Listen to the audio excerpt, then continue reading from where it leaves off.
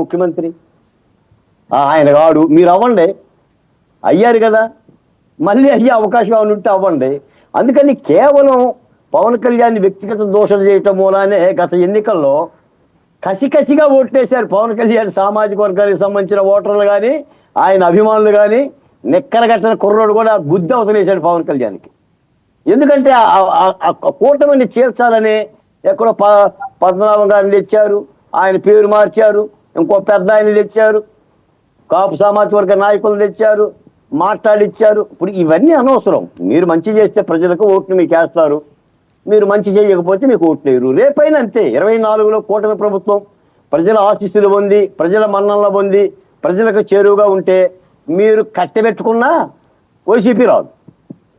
కూటమి పార్టీ తప్పు చేస్తే తప్ప, కూటమి పార్టీ ఏదైనా తప్పు చేస్తే తప్ప మీకు భిక్ష అవుతుంది తప్ప, మీరేదో డైలాగులు పలికినంత మాత్రాన మేము వచ్చేస్తాం, మీరు పుస్తకాలు పెట్టుకొని పేర్లు రాసుకొని వాణ్ణి లేపేద్దాం, వీణ్ణి లేపేద్దాం, వీణ్ణి పొడిచేద్దాం, వాణ్ణి పొడిచేద్దాం అంటే సాధ్యపడదు.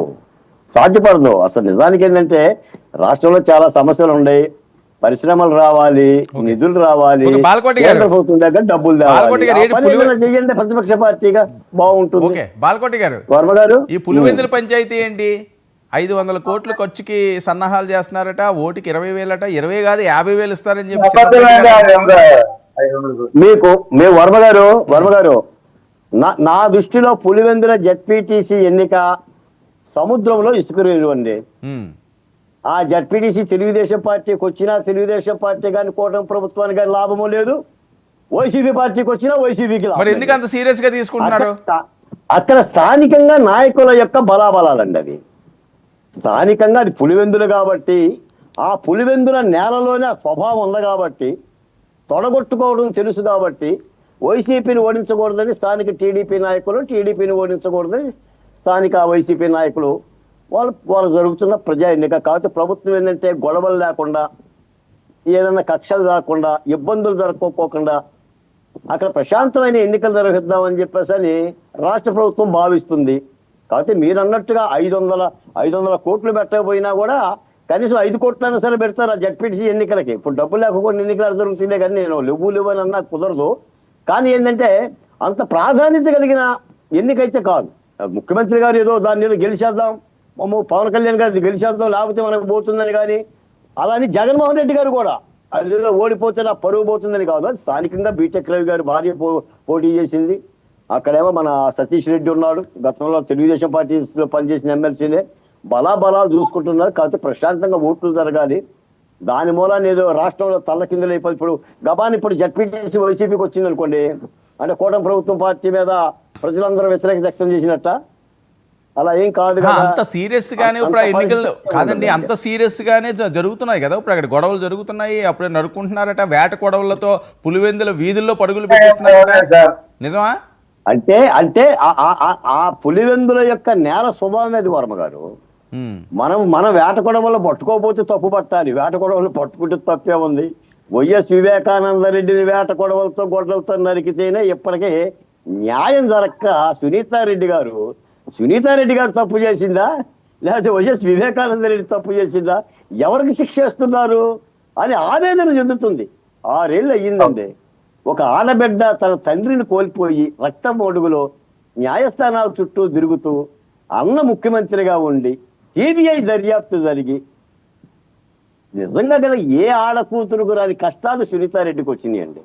నాడు సతీ సావిత్రిని చూసా, మళ్ళీ కలియుగంలో వైఎస్ సునీతారెడ్డిని చూస్తున్నా.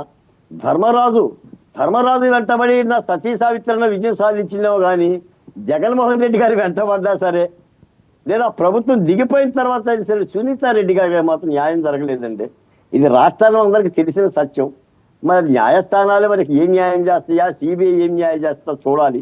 ఎందుకంటే అంత తెరిచిన పుస్తకం అండి. వైఎస్ వివేకానంద రెడ్డి హత్య అనేది తెరిచిన పుస్తకం.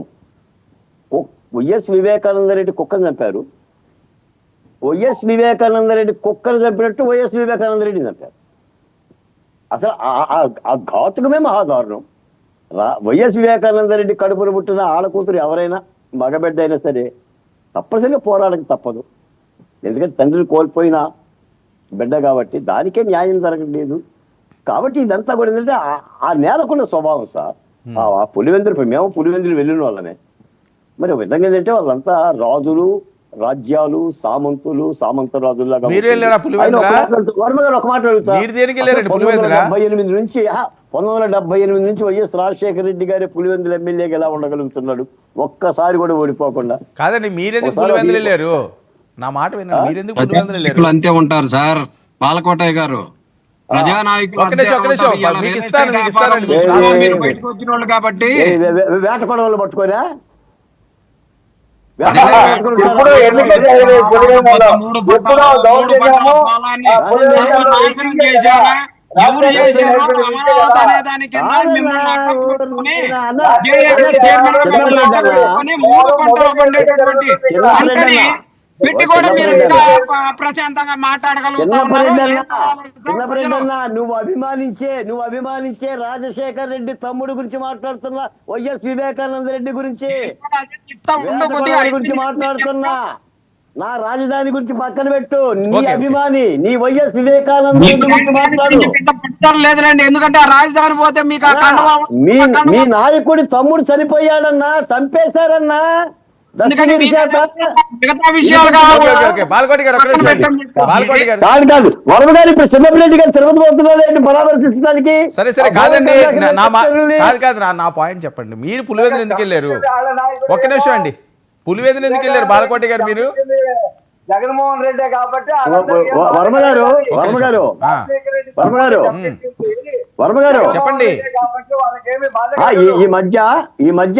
ఈ మధ్య వెంకటేష్ నాయుడు గారు చంద్రబాబు నాయుడు గారితో ఫోటో దిగాడు, లోకేష్ తో ఫోటో దిగాడు, లేదంటే మన బాలకృష్ణతో ఫోటో దిగాడు, కేంద్ర మంత్రులు దిగాడు, గొడవ అవుతుంది కదా. అలాగనే నాకు ఒక సందర్భం ఉంది. నేను పులివెందుల్లో జగన్మోహన్ రెడ్డి గారితో కలిసి ఫోటో దిగా. దిగా ఎందుకంటే ఆ రోజు కాదండి,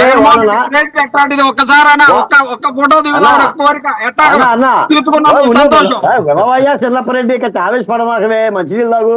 నేను మాట చెప్తాను. 2010లో రాజశేఖర రెడ్డి గారు చనిపోయినప్పుడు జర్నలిస్ట్ గా ఆయన మీద రాజర్షి అని ఒక పుస్తకం వేశా.